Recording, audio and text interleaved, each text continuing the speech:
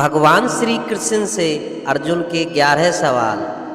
तो अर्जुन का पहला सवाल, प्रभु मुझे खाली समय नहीं मिलता, जीवन बहुत ही व्यस्त हो गया है। तब भगवान श्री कृष्ण कहते हैं, कोई भी गतिविधि आपको व्यस्त रखती है और उत्पादकता उस व्यस्तता से आराम दिलाती है।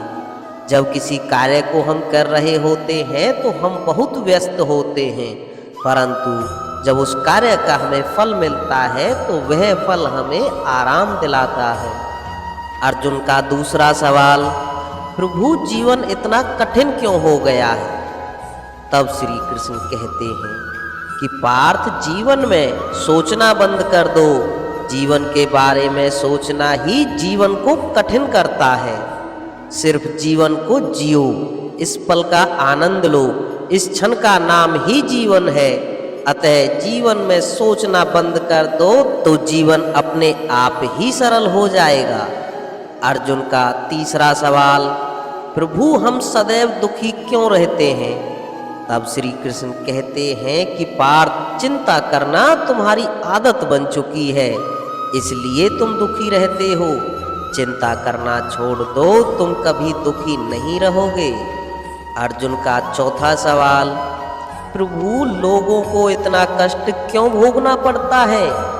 तब श्री कृष्ण कहते हैं कि हे पार्थ, हीरे को रगड़ के बिना चमकाया नहीं जा सकता, सोने को भी ताप के बिना खरा नहीं किया जा सकता।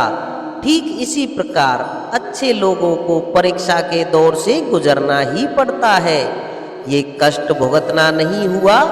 इसी प्रकार मनुष्य अनुभव ग्रहण करता है, अनुभव से जीवन सुखद बनता है, ना कि दुखद। अर्जुन का पांचवा सवाल, प्रभु आपके कहने का मतलब है कि अनुभव काम के हैं? तब श्री कृष्ण कहते हैं, पार्थ, कहने का मतलब यही है कि अनुभव एक कठोर शिक्षक है जो पहले परीक्षा लेते हैं और बाद में पाठ पढ़ाते हैं, और इन्हीं अनुभवों से इंसान महान बनता है। यही अनुभव हमें बताते हैं कि कब किस परिस्थिति में हमें क्या निर्णय लेना है, और अनुभवों की कसौटी पर लिया गया निर्णय सर्वथा सुखद ही होता है। अर्जुन का छठवां सवाल, प्रभु जीवन की बहुत सारी समस्याओं की वजह से हमें ये ही समझ नहीं आता कि हम किधर जा रहे हैं। तब श्री कृष्ण कहते हैं कि पार्थ, अगर बाहर देखोगे तो समझ नहीं आएगा कि कहाँ जा रहे हैं। अपने अंदर देखो, क्योंकि आंखें दिशा दिखाती हैं और आपका हृदय, आपका दिल रास्ता दिखाता है। अर्जुन का सातवां सवाल, प्रभु क्या असफलता ज़्यादा दुखी करती है या सही दिशा में नहीं जा पाना? तब श्री कृष्ण कहते हैं कि पार्थ, सफलता का मापदंड हमेशा दूसरे लोग तय करते हैं, किंतु संतुष्टि का मापदंड आप स्वयं तय करते हैं। अर्जुन का आठवां सवाल, माधव, कठिन समय में अपने आप को प्रेरित कैसे रखना चाहिए? तब श्री कृष्ण कहते हैं, हमेशा देखो कि आप कितनी दूर आ चुके हैं, बजाय ये देखने की कि अभी आपको कितनी दूर और जाना है। हमेशा ध्यान रखें कि ईश्वर की कृपा से क्या मिला है, बजाय इसके कि क्या नहीं मिला है, क्योंकि भगवान आपको उतना ही देते हैं जितना आपके लिए सही है, जितना आपके लिए जरूरी है।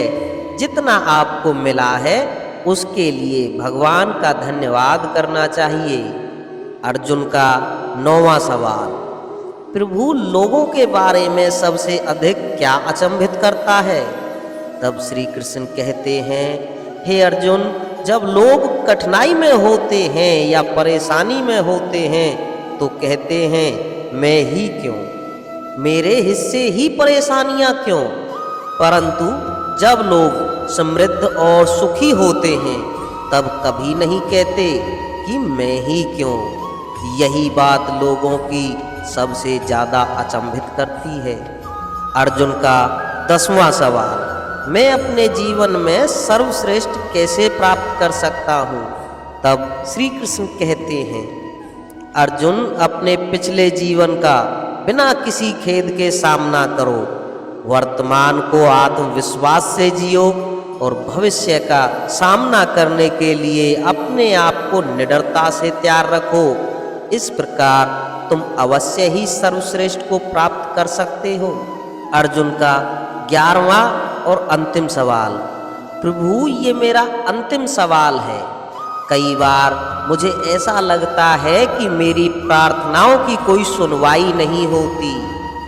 तब श्री कृष्ण कहते हैं, पार्थ, कोई भी ऐसी प्रार्थना नहीं है जिसकी सुनवाई नहीं हुई हो। विश्वास रखो और भय मुक्त हो जाओ। जीवन एक पहेली है और सुलझाने के लिए कोई समस्या नहीं है जिसका हल खोजा जाए। मुझ पर विश्वास रखो, जीवन बहुत सुंदर है। अगर आपको जीना आता है तो हमेशा खुश रहोगे। ईश्वर की प्रार्थना में अद्भुत शक्ति होती है। ये आपके प्रयासों को सफल बनाती है। बस आवश्यकता है इस ईश्वरीय प्रार्थना का निस्वार्थ और श्रद्धा से पूर्ण होने का। भगवान श्री कृष्ण कहते हैं, जितना हो सके खामोश रहना ही अच्छा है, क्योंकि सबसे ज़्यादा गुनाह इंसान से उसकी जुबान ही करवाती है।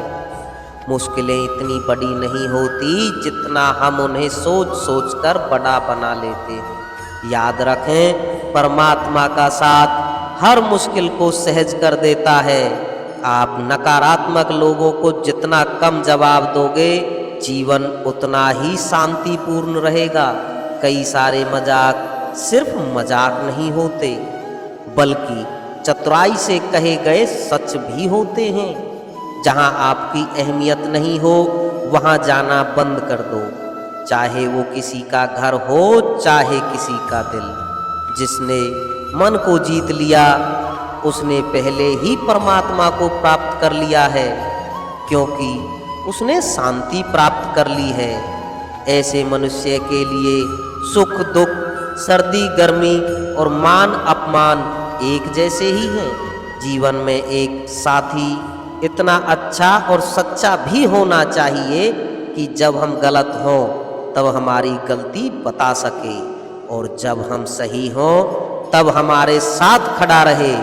जो भाग्य में है वो भागकर आएगा, जो भाग्य में नहीं है वह आकर भी चला जाएगा। इसलिए बेहिसाब हसरतें ना पालिए।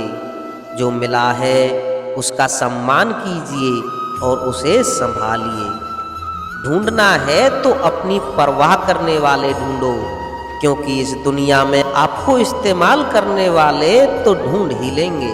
भगवान श्री कृष्ण कहते हैं, जब अकेले हो तो विचारों को नियंत्रण में रखो। जब दोस्तों के साथ हो तो अपनी जीभ पर नियंत्रण रखो, और जब गुस्से में हो तो अपने फैसलों पर नियंत्रण रखो। जब आप अपने आप पर यकीन करने लगते हैं तो जीवन में अपने आप चमत्कार होने लगते हैं। जिस व्यक्ति को आपकी कद्र नहीं, उसके साथ खड़े रहने से अच्छा है आप अकेले रहें। तू करता वही है जो तू चाहता है, परंतु होता वही है जो मैं चाहता हूँ। तू कर वही जो मैं चाहता हूँ, फिर होगा वही जो तू चाहता है। खुशियों की तलाश आपको खुद ही करनी होगी, क्योंकि दुखी तो दुनिया में कोई भी कर जाता है। किसी की मीठी बातों का यह मतलब नहीं होता कि आप उसके लिए खास हैं। कभी कभी कबूतर को खिलाने के लिए नहीं, बल्कि पकड़ने के लिए भी दाना डाला जाता है। भगवान श्री कृष्ण कहते हैं, किसी को सजा देने से पहले कुछ समय रुक जाएं और याद रखें, अगर किसी की एक गलती माफ़ करोगे तो मैं तुम्हारी 100 गलतियां माफ़ करूंगा। बीता हुआ कल जिंदगी को समझने का एक अच्छा मौका है, और आने वाला हर लम्हा जिंदगी को जीने का दूसरा मौका है। कामयाब होने के लिए कई बार हमें जो है उसी से शुरुआत कर लेनी चाहिए, भले ही तैयारी पूरी न हो, क्योंकि यह शुरुआत इंतजार करने से काफ़ी बेहतर है। अच्छे कार्य करने के लिए हर वक्त अच्छा होता है, कार्य को कल पर टालना या अच्छे समय का इंतजार करना केवल एक धोखा है जो हम खुद को देते हैं। जिस इंसान की सोच और नीयत अच्छी होती है, भगवान उनकी मदद करने के लिए किसी न किसी रूप में जरूर आते हैं। तो दोस्तों, इस वीडियो में बताए गए भगवान श्री कृष्ण के विचारों को अगर आप अपने जीवन में अपनाते हैं तो कठिन से कठिन समय में भी धैर्यवान बनकर रह सकते हैं, जिससे आप सफलतापूर्वक अपने लक्ष्य पर पहुंच सकते हैं। तो दोस्तों, फिर मिलते हैं नेक्स्ट वीडियो में। तब तक के लिए जय श्री कृष्णा।